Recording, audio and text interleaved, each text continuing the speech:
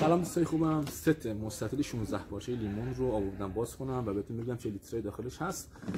16 پارچه که میگیم در حقیقت 8 تیکه ظرفه که با دراش میشه 16 پارچه. سایزش هم روی خود کاورش نوشته. 2 تا 180 میلی لیتر، 2 تا 350 میلی لیتر، یه دونه 1.6، 2 تا 1.1 لیتر و یه دونه هم سایز 7 میلی لیتر. این سایزی که بقیه سایزهای تو خودش جا داده. کاورش رو در میارم و بقیه سایزها رو بهتون نشون میدم. اول سایز 7 میلی رو ببینید.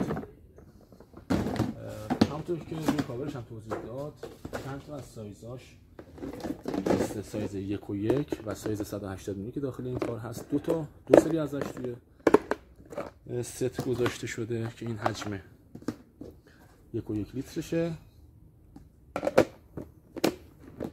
و این هم 180 میلی لیتر که یک کار نقلی و جمع جور کوچیکه. کوچکترین سایز فریزری از همین 180 میلی لیتر شروع میشه و تا سایز 14 لیتر هم ادامه داره تو سایزهای تکیش، نه توی این ست. دو تا هم از این کار که توضیح دادم. یه دونه سایز 1.6 لیتر داخل این پک هستش.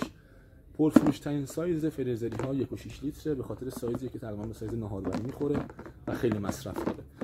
داخل این سایز 1.6 لیتر دو تا سایز 350 میلی لیتر جا شده که باز نمی‌کنن و این هم حجم داخل 1.6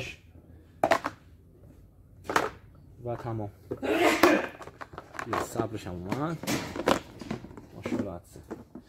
یه چیز جالب راجع به این ست بهتون بگم، راجع به این شرکت در حقیقت. ببین یه فوم گذاشته کف کارش که وقتی اینو میذارید ظرف خط نیفته. دوباره یه دونه روش شاید بکنید که خب حالا که چی ولی نمی‌کنم واقعا.